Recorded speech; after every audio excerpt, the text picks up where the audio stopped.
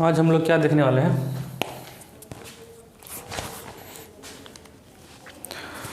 तो आज हम लोग वॉल्यूम देखेंगे। वॉल्यूम चैप्टर से कुछ सवाल देखेंगे हम लोग। मेंसुरेशन का जो वॉल्यूम चैप्टर है ना,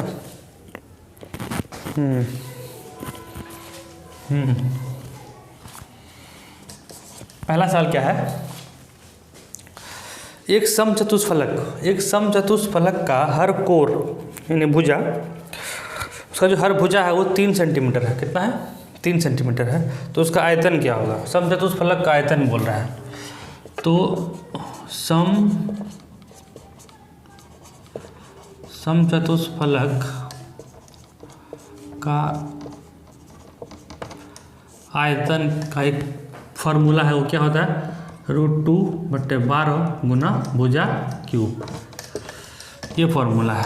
ठीक है, √2 गुना 12 √2/12 गुना भुजा क्यूब है ये। ठीक है, ये सब चतुष्फलक का आयतन हो गया। हाँ, √2/12 गुना भुजा क्यूब। तो मेरा भुजा यहाँ दिया हुआ है, भुजा मेरा दिया है 3 सेंटीमीटर। कितना है?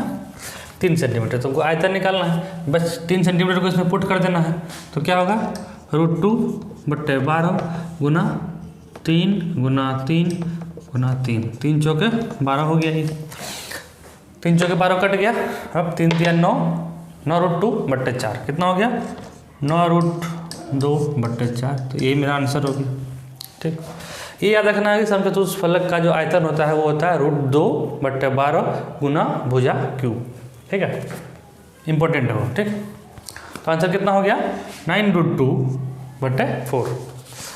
चलिए अगला सवाल हम लोग देखते हैं। ये सारा सवाल SSC, CHSL, CGL में आया हुआ है। ठीक है, किसी न किसी साल का ये पूछा हुआ प्रश्न है। ठीक, चलिए नेक्स्ट क्वेश्चन देखते हैं हम लोग। एक घन है और एक ठोस गोला है। ठीक है, उसका आयतन का जो अनुपात दिया हुआ है 363 और 49। ठीक है, और उस घन के एक सिरे की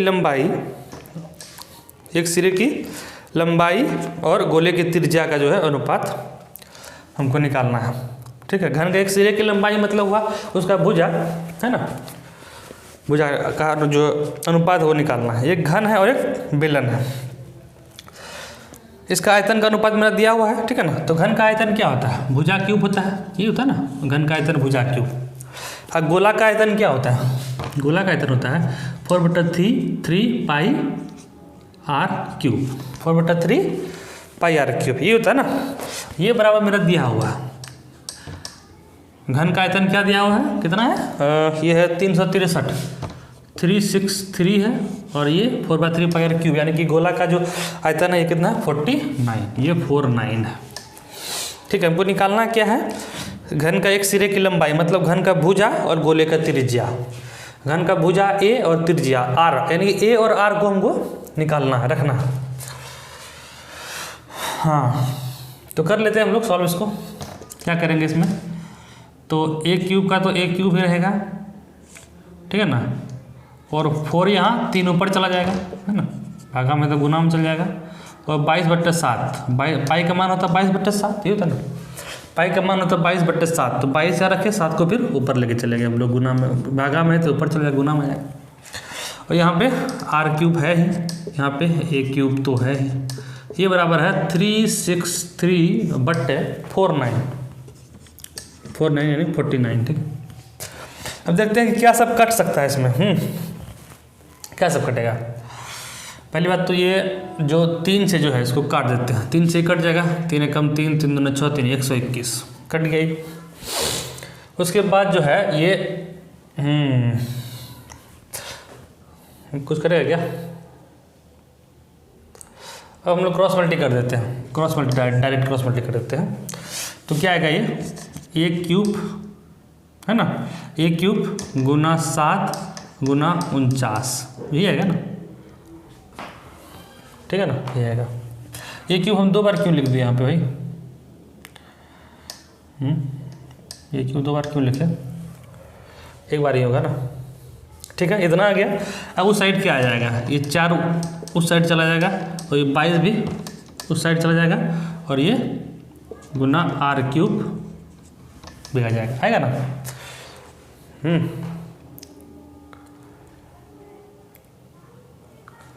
और ये कुछ मिसिंग हो रहा है क्या, r³ अच्छा 121 भी है ना, 121 भी है। ठीक है, अब क्या करेंगे हम लोग कि इसको ऐसे लिख सकते हैं ना, a³ और बाय इसको हम लोग r को नीचे ला लेते हैं। बराबर कितना बचा, a³ बराबर हो गया मेरा 4 गुना 22 गुना 121 और ये नीचे आ गया 7 गुना 49। 7 गुना 49 है, ये क्यूब है दोनों क्यूब में। जब क्यूब को हटाएंगे हम लोग, जब हम लोग क्यूब को यहाँ से हटाएंगे, इस पर रूट आ जाएगा और ये क्यूब रूट में आ जाएगा, है ना, क्यूब रूट में आ जाएगा ये। तो हम लोग क्या करेंगे, देखेंगे यहाँ पे कि अगर इसको तोड़ेंगे हम लोग तो 2 गुना 2 4 आ गया, फिर 2 गुना 11 22 आ गया, है ना। अब फिर 21 को करेंगे तो 121 को 11 गुना 11 121। अब बट्टे कितना आ जाएगा मेरा, तो यहाँ पे 7 गुना 7 गुना 7। क्यूब रूट को तोड़ने के लिए आता है ना, कैसे तोड़ते हैं। ठीक है, अब देखेंगे 3 है तो 3 का पेयर करेंगे, एक पेयर हो गया, एक पेयर, ये 2 पेयर हो गया, यानी कि बाहर क्या आया मेरा, बाहर आया मेरा 2 गुना 11, 2 गुना 11, 3 का पेयर होगा क्योंकि क्यूब रूट है ना। तो 1 2 3, 2 जो है 3 बार है तो 1 2 को हम लोग बाहर निकाल दिए, 11 भी 3 बार है, 11 को बाहर निकाल दिए, यहाँ पे 3 है। ठीक है, अब 7 3 को यहाँ पे 7 का पेयर है 3 का, तो एक 7 को हम लोग बाहर निकाल दिए। तो आंसर में कितना हो गया, 11 दूना 22/7, 22/7, यानी कि A/R बराबर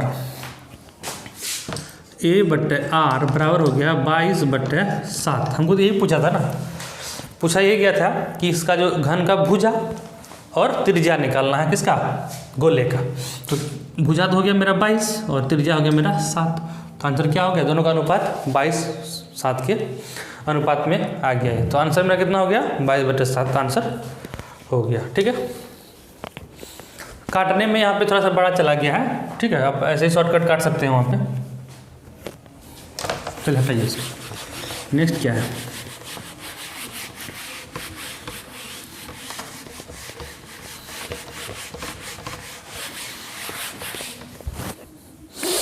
नेक्स्ट क्या है भाई, नेक्स्ट है एक धातु का पाइप है, पाइप। ठीक है, 21 सेंटीमीटर लंबा है, कितना लंबा है उसका पाइप का, 21 सेंटीमीटर है और उसका जो व्यास है, व्यास 8 सेंटीमीटर है। ठीक, लंबाई है 21 सेंटीमीटर, व्यास है 8 सेंटीमीटर। यदि पाइप की मोटाई, पाइप की जो मोटाई है वो 1 सेंटीमीटर हो और धातु का भार जो है, टोटल भार 8 ग्राम प्रति मतलब सेंटीमीटर क्यूब है, तो पाइप का, टोटल पाइप का हमको वजन निकालना है कि केजी में। ठीक है, तो टोटल जो पाइप है उसका भार निकालना है किसमें, केजी में। तो पाइप का क्या क्या दिया हुआ पहले हम लोग लिख लेते हैं।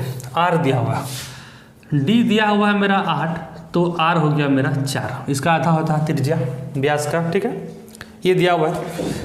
एच लंबाई, यानी एच मेरा दिया हुआ है 21, एच मेरा दिया हुआ है 21 दिया हुआ है। ठीक है, और 1 सेंटीमीटर मेरा पाइप की जो मोटाई है वो 1 सेंटीमीटर है, यानी कि अभी 4 है अगर, तो बाद में त्रिज्या कितना हो जाएगा, जब मोटाई को जो हम लोग घटाएंगे तो 4 में 1 गया 3 सेंटीमीटर मेरा बच जाएगा, है ना। पाइप जो छेद होता है, छेद का ऊपरी भाग जो होता है ना छेद का, तो वो 1 सेंटीमीटर है। तो अगर उसको हवा वाला भाग को हम निकाल लें तो टोटल 3 बचेगा मेरा, है ना। 1 सेंटीमीटर मोटाई है, इसलिए आर 4 था तो अभी 3 हो गया। ठीक है, हमको अगर लोहा का भार निकालना है तो लोहा का यानी कि जो पाइप के अंदर का जो हवा है, हवा का तो वजन नहीं करना, हवा का वेट तो नहीं नापना है, हमको निकालना सिर्फ पाइप का। ठीक है, तो क्या करना होगा इसके लिए, पाइप क्या होता है, पाइप ही होता है ना, बेलनाकार होता है, पाइप बेलनाकार ही होता है ना। चलिए, बेलनाकार होता है। बेलन का आयतन क्या होता है भाई, पाई r²h, ये होता है ना। बेलन का आयतन क्या होता है, पाई r²h होता है। तो हम लोग क्या करेंगे, यहाँ पे इसको हटा देते हैं।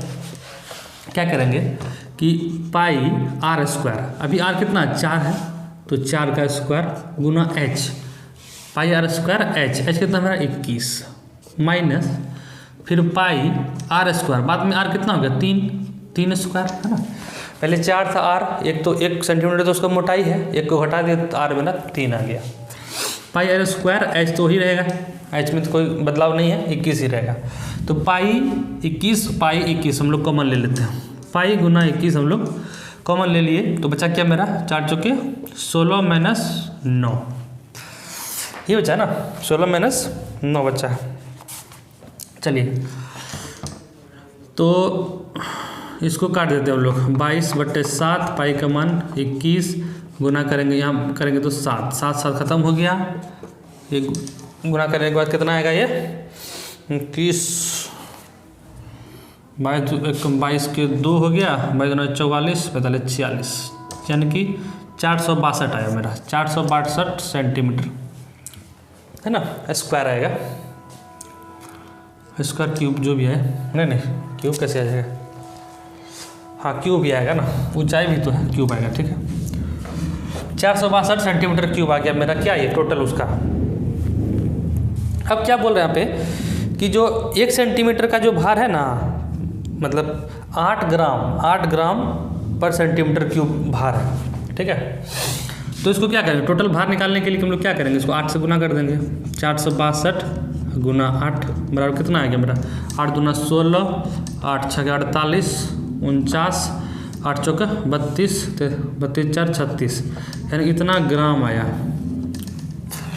मेरा, 3496 ग्राम आया। जब इसको केजी में बदलेंगे तो क्या करेंगे, केजी में बदलेंगे कुछ नहीं करेंगे, 1000 से भाग देंगे तो यहाँ मेरा एक पॉइंट आ जाएगा, इतना केजी, यानी कि 3 kg 696 ग्राम मेरा इसका आंसर आया, ठीक है। क्या किया हम लोग, दोनों का जो है आर मेरा पता कर लिए पहले, इसका 4 है, 1 सेंटीमीटर मोटाई है तो इसका 3 आ गया, ठीक है। हमको सिर्फ पाइप का ही भार चाहिए ना, हवा उसके अंदर है उसका भार तो नहीं चाहिए, तो क्या किया हम लोग 4 वाला में 3 वाले को घटा लिए, मेरा भार आ गया, इतना भार आ गया, ठीक है, सॉरी इतना मेरा जो है एरिया आ गया, उसका आयतन आ गया 462, कितना आया 462 सेंटीमीटर क्यूब, ये मेरा आ गया एरिया। तब यहाँ हमको लिखा, उसमें कंडीशन दिया हुआ है कि एक का वैल्यू है 8 ग्राम है ना, ठीक है ना,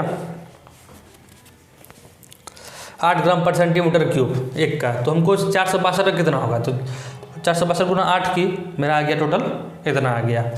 ये ग्राम में आया, हमको केजी में निकालना है, तो क्या किया हम लोग 1000 से भागा दे दिए, तो यहाँ पे पॉइंट आ गया, आंसर मेरा आ गया 3, यानी कि 3 kg 696 ग्राम, ठीक है। चलिए समझ में आ गया ना, आ जाएगा भाई, समझ को बड़ा बात नहीं।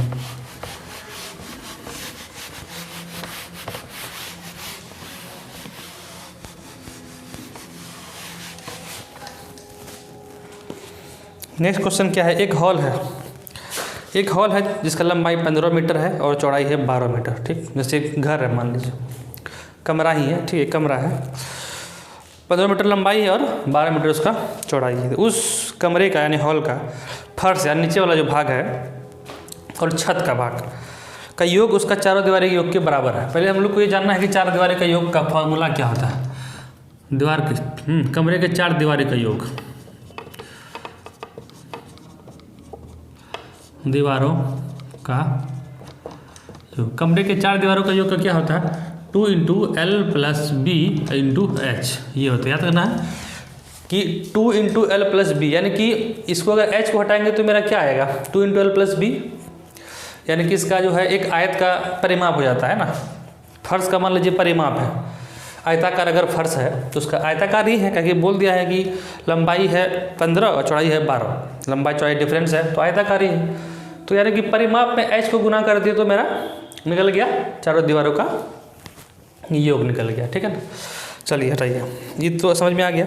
उसके बाद क्या है, ये जो हॉल का फर्श नीचे वाला भाग और ऊपर वाला भाग का जोड़, नीचे वाला भाग क्या होगा, नीचे वाला एरिया क्या, अगर हम एरिया की बात करें नीचे वाला एरिया क्या होगा लंबाई गुना चौड़ाई, यानी कि लंबाई गुना चौड़ाई, लंबाई कितना मेरा 15 और चौड़ाई कितना 12, नीचे वाला भाग और ऊपर वाला वही होगा, जो फर्श का है छत का भी वही होगा, है ना।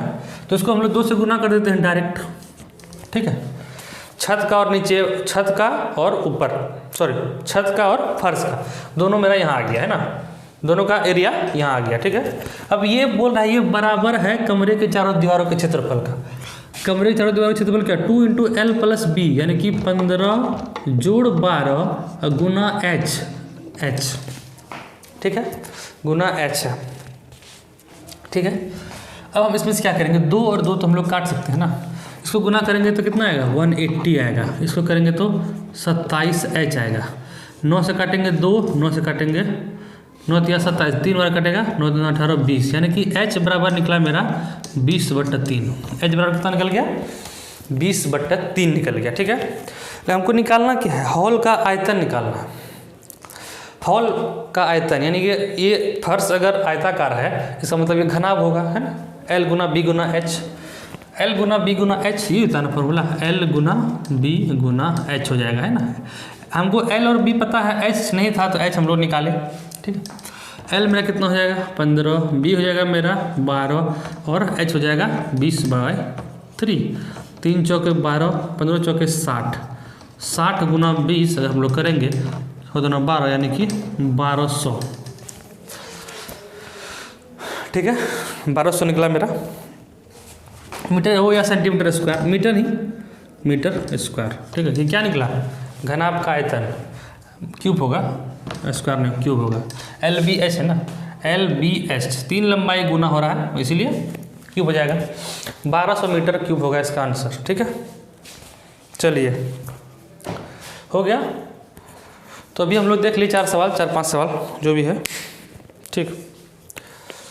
और देखते हैं आगे। अभी फिलहाल द एंड करते हैं।